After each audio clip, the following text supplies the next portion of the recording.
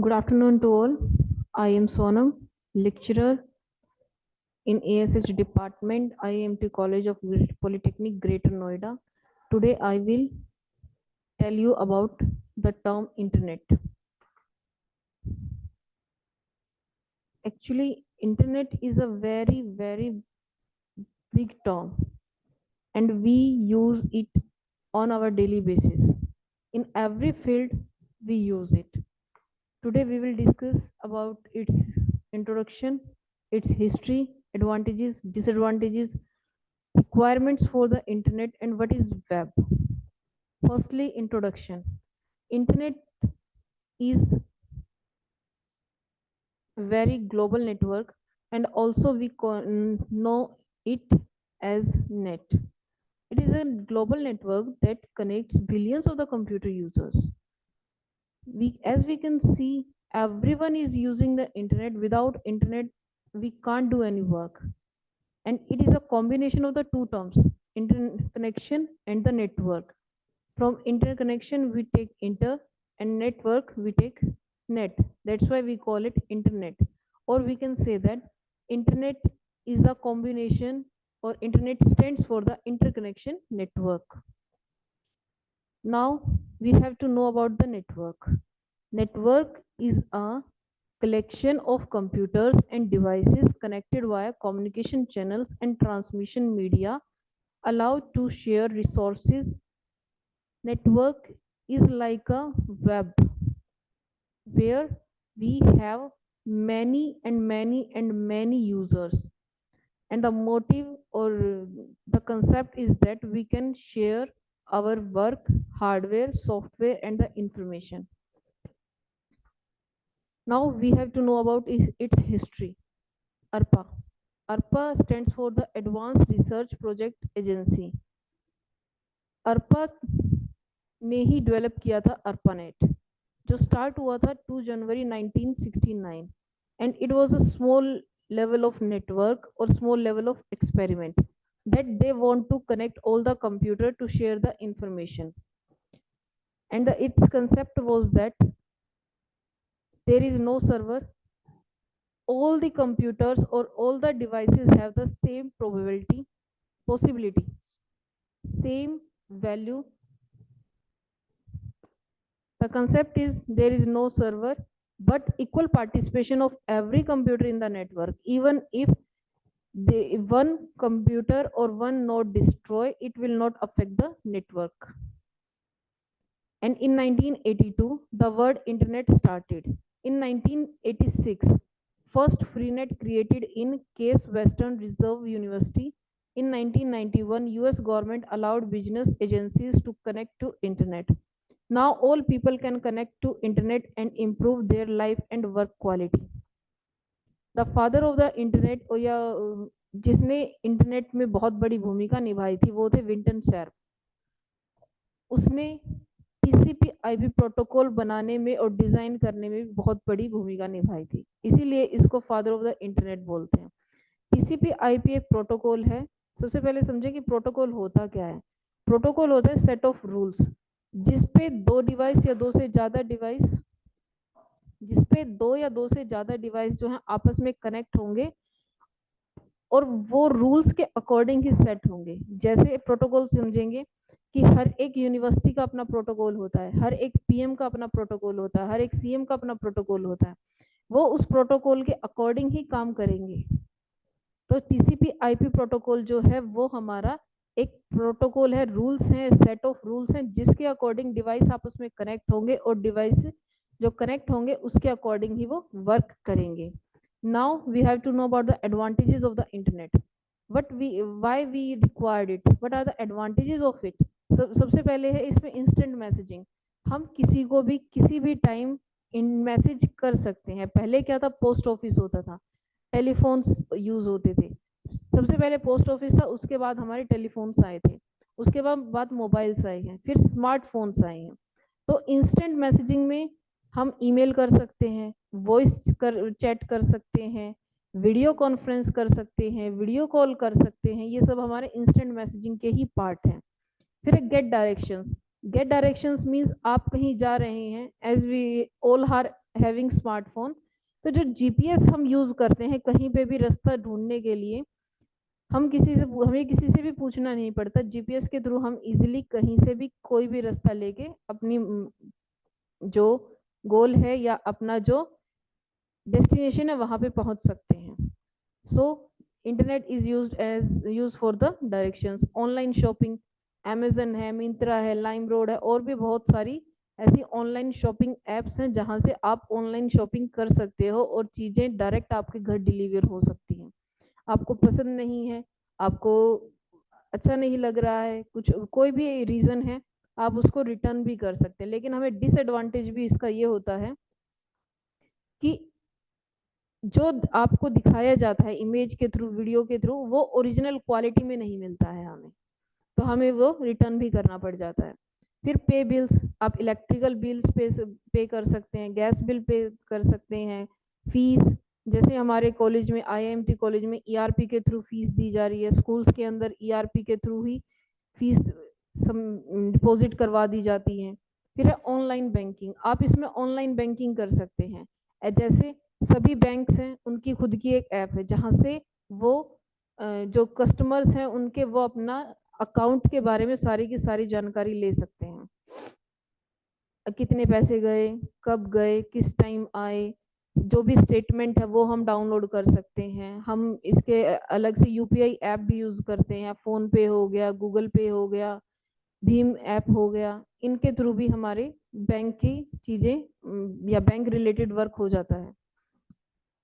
फिर work from home, जैसे अभी कोरोना आया था तो मैक्सिमम ऑलमोस्ट सभी स्कूल, कॉलेज, ऑफिस सब बंद थे, सब वर्क फ्रॉम होम कर रहे थे। स्कूल के बच्चे ऑनलाइन क्लासेस अटेंड कर रहे थे, टीचर्स ऑनलाइन पढ़ा रहे थे। तो ये सभी चीजें हमें बहुत अच्छे से पता है। एंटरटेनमेंट, ऑनलाइन आप म्यूजिक सुन सकते हैं, यूट्यूब यूज कर सकते हैं, गूगल से कुछ भी आप मूवी डाउनलोड कर सकते हैं, उनको यूज कर सकते हैं। बहुत सारी ऑनलाइन ऐप हैं जिनके थ्रू आप लाइव मैच देख सकते हैं। ये सभी की सभी जो कैटेगरी है वो हमारे एंटरटेनमेंट में आती हैं। नेक्स्ट है हमारा क्लाउड कंप्यूटिंग। क्लाउड क्या होता है, सबसे पहले ये समझेंगे क्लाउड है क्या।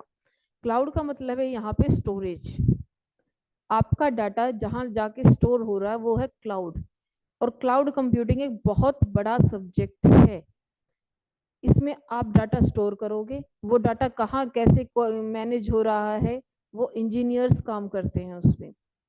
तो ये हमारा बहुत बड़ी टर्म है, इसको सिर्फ इतना ही समझो, क्लाउड कंप्यूटिंग जो वो सिर्फ स्टोरेज के लिए, जैसे हमारा मोबाइल का डाटा है वो भी कहीं जाके स्टोर हो रहा है, वो क्लाउड में जाके स्टोर होता है। फिर हमने इसकी डेफिनेशन में ही पढ़ा है कि इंटरनेट क्या है, एक ग्लोबल नेटवर्क है। तो मीन्स ग्लोबली कनेक्टिविटी के लिए आप इसको यूज करते हैं। जैसे आपका आपका कोई फ्रेंड है, भाई है, बंधु है, कोई भी है, आपका कहीं फॉरेन में है, आपको उससे बात करनी है, आप तुरंत बात कर सकते हैं। आपको कोई डाटा सेंड करना, आप मेल कर सकते हैं। तो ये सभी हमारे ग्लोबल कनेक्टिविटी हो गया। नेक्स्ट हमारे डिसएडवांटेजेस। इंटरनेट के हमारे जैसे एडवांटेज बहुत सारे हैं, उसी तरह से डिसएडवांटेज भी हैं। साइंस में बोला भी जाता है every technology has the advantages and the disadvantages. So disadvantage में है हमारा इंटरनेट एडिक्शन। आजकल के टाइम पे इंटरनेट एडिक्शन बहुत ज्यादा हो गया है, जिसको देखो छोटे से छोटा और बड़े से बड़ा इंटरनेट का एडिक्ट है। जब देखो इंटरनेट से ही कुछ ना कुछ डाउनलोड होता है, अपलोड होता है, फोन को यूज करते हैं। फिर access to the wrong information. Internet पे ऐसा नहीं है कि सारी की सारी चीजें आपकी 100% करेक्ट है, आपको वहां से रॉन्ग इंफॉर्मेशन भी मिल सकती है किसी भी सब्जेक्ट के रिलेटेड, किसी भी टॉपिक के रिलेटेड। और रॉन्ग इंफॉर्मेशन, जैसे यूट्यूब पे अगर आप लोग देखोगे तो सबसे ज्यादा रॉन्ग इंफॉर्मेशन आपको यूट्यूब पे मिल जाएगी किसी भी टॉपिक के रिगार्डिंग। और उनका मोटिव सिर्फ इतना है कि आपको अपना यूट्यूब चैनल फेमस करना। फिर है theft of personal information. Theft of personal information में आपने नेट पे कुछ डाला, आप अपनी ओरिजिनल चीजें डाल रहे हो, उसके थ्रू दूसरा अपनी उस आपकी सेम आईडी बना लेगा। और ये क्राइम बहुत ज्यादा फैला हुआ है, आपकी सारा डाटा लेके एक फेक आईडी बना लेंगे। उस फेक आईडीज को आपके किसी फ्रेंड्स के को से बातचीत करने के काम आएगी और उनसे मनी के लिए डिमांड की जाती है। ये क्राइम बहुत ज्यादा है। स्पैम, कोई भी बात है, कुछ भी है, किसी को पास भी मेल चला जाता है, स्पैम कॉल्स भी आती हैं। फिर virus threat, virus threat internet के थ्रू सबसे ज्यादा फैलता है। जो वायरसेस हैं वो आपके कंप्यूटर से आपकी नॉलेज के बिना डाटा चोरी करते हैं, आपके कंप्यूटर को डिस्ट्रॉय करते हैं, मेमोरी डिस्ट्रॉय कर देंगे, आपका डाटा डैमेज कर देंगे, ये वायरस के कारण होता है। फिर है सेंसिटिव इंफॉर्मेशन। सेंसिटिव इंफॉर्मेशन, आप किसी की भी कोई भी पर्सनल इंफॉर्मेशन फैल जाती है, किसी का भी कोई भी डाटा, किसी का भी कोई भी डाटा गलत है सही है, इंफॉर्मेशन फैल जाएगी। फिर wastage of time, wastage of time means जो डाटा है, जो भी डाटा है, आप लोग 1 मिनट के लिए डाउनलोड करने बैठोगे, कब आपके 30 मिनट्स निकल जाते हैं पता नहीं लगता। तो वेस्टेज ऑफ टाइम सबसे ज्यादा इंटरनेट पे हो रहा है, जिसके कारण बच्चों का फ्यूचर भी बर्बाद हो रहा है। Obesity and other health issue, अब सारा का सारा टाइम इंटरनेट पे पास हो रहा है तो कोई फिजिकल एक्टिविटी नहीं होती है, तो हेल्थ इश्यू ऑटोमेटिकली आ जाते हैं। नेक्स्ट है what we are required for the internet. अगर हमें इंटरनेट कनेक्शन चाहिए तो हमें क्या क्या डिवाइसेस या क्या क्या हमारे पास होना चाहिए। सबसे पहले इसके बारे में हम समझेंगे। आपके पास एक डिवाइस होना चाहिए, जैसे आपका मोबाइल हो गया, कंप्यूटर हो गया, जो आप जिसमें आप इंटरनेट चलाना चाहते हैं वो आपके पास होना चाहिए। नेक्स्ट है हमारे पास टेलीफोन और केबल लाइन। जैसे लैंडलाइन फोन लगते थे पहले घरों में, तो एक केबल लाइन होती है जिसके थ्रू इंटरनेट आता है। एक सबसे बड़ा क्वेश्चन ये भी है कि इंटरनेट काम कैसे करता है। तो इंटरनेट के लिए अगर आपको एक डिवाइस से दूसरा डिवाइस कनेक्ट करना है तो उसके लिए आपको लाइन, एक कनेक्शन चाहिए। केबल लाइन जो है वो एक कनेक्शन प्रोवाइड करवाता है। जैसे हम ब्लूटूथ से एक फोन को दूसरे फोन से कनेक्ट कर देते हैं, तो वो कनेक्शन ब्लूटूथ के थ्रू एस्टेब्लिश हुआ है। तो उसी तरह से एक डिवाइस को दूसरे डिवाइस से, या जो हमारे डिवाइसेस बहुत डिस्टेंस पे हैं, कोई इंडिया में रहता है कोई चाइना में रहता है, अगर उनको कोई डाटा सेंड करना है तो उसके लिए भी उनके पास एक कनेक्शन होना चाहिए जो इंटरनेट प्रोवाइड करवाता है। तो वो जो इंटरनेट प्रोवाइड करवा रहा है वो हमारा क्या है, एक कनेक्शन है। नेक्स्ट है मोडम। मोडम इज मॉड्यूलेटर और डीमॉड्यूलेटर। मॉड्यूलेशन का मतलब होता है कि जो सिग्नल्स को कन्वर्ट करते हैं डिजिटल से एनालॉग में और एनालॉग से डिजिटल में, तो वो मोडम करता है। नेक्स्ट है सॉफ्टवेयर। एक सॉफ्टवेयर हमारे पास होना चाहिए जिसके थ्रू मोडम काम करेगा। फिर आईएसपी जो इंटरनेट प्रोवाइड करता है, आईएसपी की फुल फॉर्म है इंटरनेट सर्विस प्रोवाइडर। इसके कुछ एग्जांपल भी हैं। आप मोबाइल में जैसे सिम यूज करते हो, वोडाफोन यूज कर रहे हो, तो वोडाफोन का इंटरनेट यूज होगा। वोडाफोन का इंटरनेट है तो वोडाफोन जो है वो आईएसपी है। नेक्स्ट है हमारा how to connect to internet. जैसे हमारे इस डायग्राम में दिख रहा है, हमारे पास दो कंप्यूटर हैं, दोनों मोडम से कनेक्ट है। अभी मोडम क्या करेगा, आपके कंप्यूटर के डिजिटल सिग्नल को एनालॉग में कन्वर्ट करेगा, और जब एनालॉग सिग्नल को फिर ये डिजिटल सिग्नल्स में कन्वर्ट करेगा। ठीक है, तो उसके आगे जब ये मोडम है आईएसपी से कनेक्ट है। आईएसपी क्या है, हमारा इंटरनेट सर्विस प्रोवाइडर, जैसे वोडाफोन हो गया, एयरटेल हो गया, जिनसे हमें इंटरनेट मिलता है। तो एक डिवाइस से दूसरे डिवाइस पे जब डाटा जाएगा वो इंटरनेट के थ्रू जाएगा, लेकिन जब इंटरनेट के थ्रू कंप्यूटर में डाटा आएगा वो मोडम के थ्रू आएगा। हमारी मेन टर्म्स क्या है इंटरनेट के रिगार्डिंग। सबसे पहले मोडम। मोडम इज मॉड्यूलेटर और demodulator. It is hardware that allow a computer to another device, such as a router or switch to connect to the internet. It converts analog signal to digital signal or vice versa that can be sent over standard telephone lines. As we can see in the diagram, modular, yeah, modem, it convert the data digital to analog and analog to digital. Then ISP क्या है? ISP means Internet Service Provider. An Internet Service Provider is an organization like Vodafone, Airtel, Jio, BSNL, Idea. These are the providers that we have in India, but in other country we have different providers. An Internet Service Provider is an organization that provides services for accessing और using और participating in the internet. Then common terms क्या है हमारी, website. आप देख सकते हैं हर एक स्कूल का अपना एक वेबसाइट है, हर एक गवर्नमेंट का अपना, हर एक गवर्नमेंट के डिपार्टमेंट्स का अपना एक वेबसाइट है।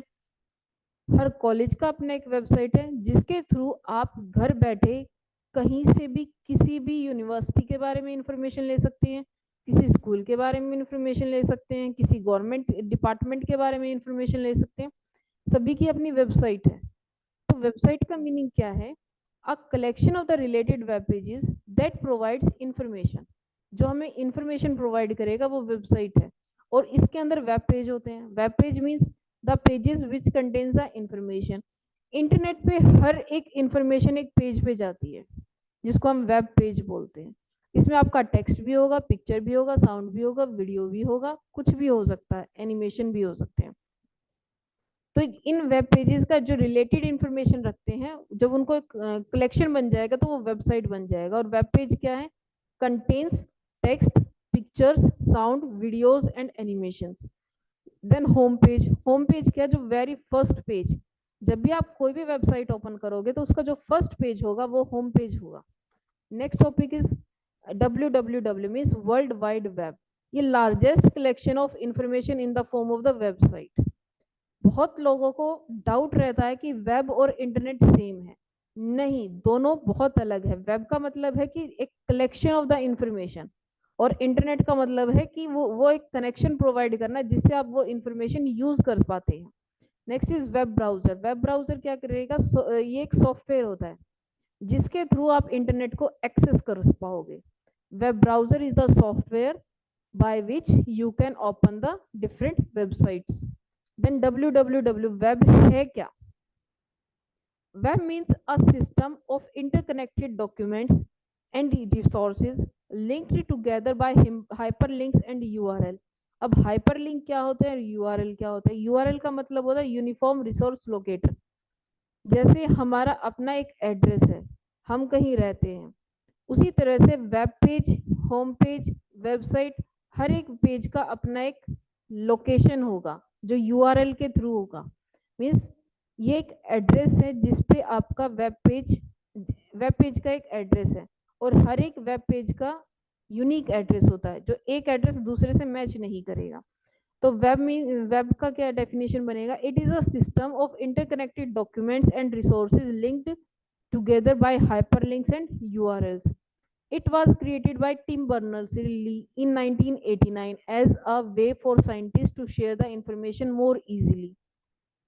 हमने हिस्ट्री में पढ़ा था कि एक जो कंसेप्ट था इंटरनेट के लिए या नेटवर्क के लिए, वो था इंफॉर्मेशन शेयर करना। अब इंफॉर्मेशन शेयर करेंगे, किसी को सेंड करना है, किसी को रिसीव करना है, तो टिम बर्नर्स-ली ने क्या किया कि एक वेब प्रोवाइड करवाया या एक सिस्टम प्रोवाइड करवाया जिसके थ्रू वो पेजेस डेवलप किए जाएंगे।